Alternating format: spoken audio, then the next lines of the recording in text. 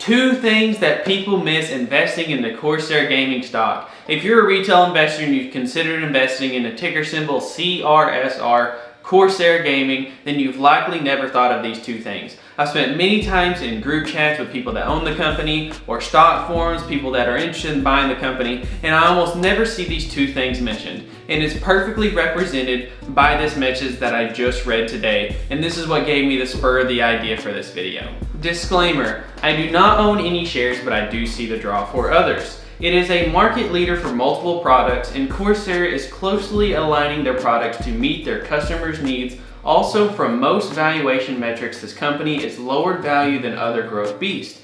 I would argue that most are not in this for the growth potential, although it's there, but for the current valuation versus where it will be in 3 to 5 years. Lastly, they are building out the higher margin business, which may aid higher growth opportunities later down the road. For me personally, I just don't like the amount of debt they have on the balance sheet versus the current valuation. While some believe the management will be able to manage it, which they likely will, the current valuation is probably low due to the debt uncertainty and their components portion of the business. Additionally, for most growth beasts, you are hoping the management and opportunity will be X times bigger in the future, but I wouldn't list Corsair as a growth stock personally. As far as SPACs go over the last year and a half, this one is actually profitable. And I want to give a counter argument to this point that this investor made, and I think that this is very far-fetched. I like when people put negatives about the company that I put. It allows me to further evaluate what I'm investing in, but I have a counter argument for this point, and this is going to go ahead and be the first point that I think people will miss investing in the stock. So thank you for tuning in, and let's go ahead and take a look. The first thing that investors miss is they don't understand the financials of this company, just like that comment we just read. Let's go ahead and take a look at this on the screen right here. This is Yahoo Finance, and this is a screenshot that I took, and I circled the balance sheet information, specifically the cash and long-term debt for Corsair Gaming. And this goes back quarter after quarter from September 2020 all the way to June 2021, their most recent report that they just came out with about 2 weeks ago. So go ahead and take a look at this. Third quarter of 2020, they had 116 million. Fourth quarter of 2020, they had 129 million. First quarter of 2021, 121. And then the second quarter of 2021, what they just came out with, they had 134 million. So notice it's a little bit jumpy, but over time you can see that cash pile steadily goes up quarter after quarter after quarter. And going from September of 2020 to today, that cash pile has increased almost $20 million. So their cash is steadily rising. But how about their long-term debt? Their long-term debt is doing the complete opposite, which is what I like. You can see that once again, third quarter of 2020, they had 370 million in long-term debt. And then fourth quarter of 2020, 320 million, a big decrease, down to 294 million in the first quarter of this year. And then the second quarter, as of 2 weeks ago, it was down to 270 million. So you notice that the cash pile went up almost $20 million over the last 4 quarters. But if you look at the last 4 quarters for long-term debt, that's decreased right at $100 million, almost on the dot. So you can see that their net debt has decreased $120 million. And now go ahead and take a look at this stock chart. This is Corsair Gaming. Right now they're valued at about a $2.4, $2.5 billion. Their net debt has decreased $120 million. That's 5% of this company's market cap. This company is getting financially healthier and healthier, and it is looking better and better.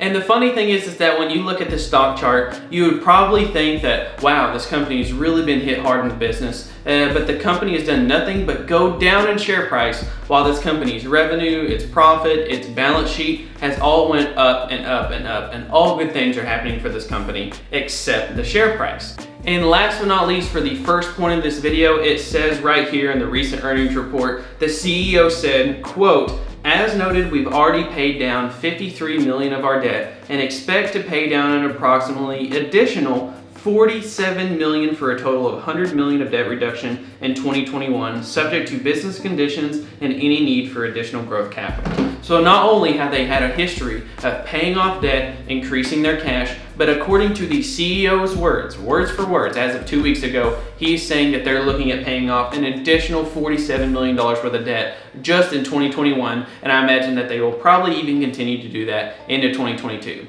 Now let's go ahead and get into the second main thing that investors miss when they're investing into Corsair Gaming.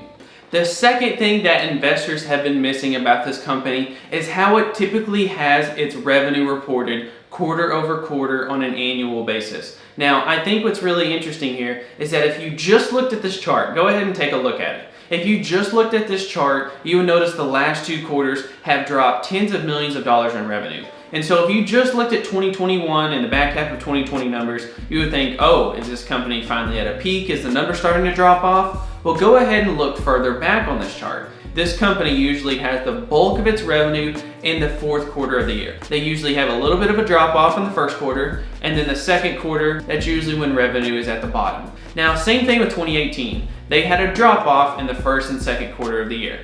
The same thing in 2019, a drop off in the 1st and 2nd quarter of the year. 2020, they had a drop off in the 1st quarter, but numbers got skewed obviously because we know what happened in 2020. So if you kind of ignore 2020 numbers and look at 2018 and 2019, this company already has a history of getting big numbers at the end of the year and then dropping off and coming back. And so the same thing is happening in 2021. The big number that was reported at the end of 2020 is now dropping off, and it looks bad. It looks like this company's starting to slow revenues, but let's go ahead and go over to projections that Yahoo Finance has for this company. So in the recent quarter, they were expected to hit 39 cents worth of EPS, and they only reported 36. There was a slight profitability miss due to some shipping costs and some other temporary expenses. It's all temporary, short-term inflationary pressures. These will go away over time. And even then, it was a very small profitability miss. And then looking at next quarter's numbers, you can see that the trend is supposed to continue with what I said with quarter 3 and especially quarter 4 ramping up in a major way. Let's go ahead and take a look at next quarter's estimates. Next quarter, they're expected to do 37 cents, about what they just reported, so the same amount of profitability, and then revenue is starting to bounce back according to analysts. 478 million, and I think that that's right on target. I think that this company will probably do a little bit more than that. I'll go ahead and go on record and say that I think that this company in revenue will probably do something like 485 million, if I had to guess. Just a guess, not sure, but either way, I think that that's somewhat close what the analysts have for next quarter. Now let's go ahead and look at the yearly numbers, because more importantly than quarter over quarter, I like to focus on annual numbers because I'm focused on the long term. If they miss or beat next quarter, I mean, that's great, but I don't really care. I'm focused on what this company is going to be doing 1, 2, 3, 4 years out from now. So let's go ahead and take a look at the annual numbers. Last year in revenue, this company produced $1.7 billion. This year, they're expected to do 2.02, and then the year after, next year, they're expected to do 2.16. So year after year after year growth, including things that happened with the pandemic and beyond. Now let's go ahead and look at profitability for this company. You can see that they did last year 1.6 worth of earnings per share. They're expected this year to do 1.81. Next year, they're supposed to do $2.01. And so that puts this company at an incredibly low valuation for a company that's profitable, and they're expected to finish out this year based on those earnings per share. They're going to produce about 165 million worth of net income, and they're projected next year to do about 180 worth of bottom line net income profit. And so I own 500 shares of this company. It's my largest position by far, and I expect that it will stay that way probably for at least the rest of the year, if maybe not going into 2022, depending on how the company performs. I own 500 shares at an average price of $26.86. I'm about break even on my position, and I'm also selling covered calls and generating somewhere around about $150-ish worth of covered call income from owning this stock. Now, I love this company. I think it has a great future, and these two things are constantly being missed. So to go back over them, one, the balance sheet is getting better and better and better each and every quarter. If history holds up and they continue their track record of continually paying down debt, increasing their cash, that will improve the bottom line, and more importantly, that de-levers the risk of this company. If something bad were to happen, they have a lot more free capital to access from banks or from investors like myself. And then the second thing is that not only is this company becoming more profitable,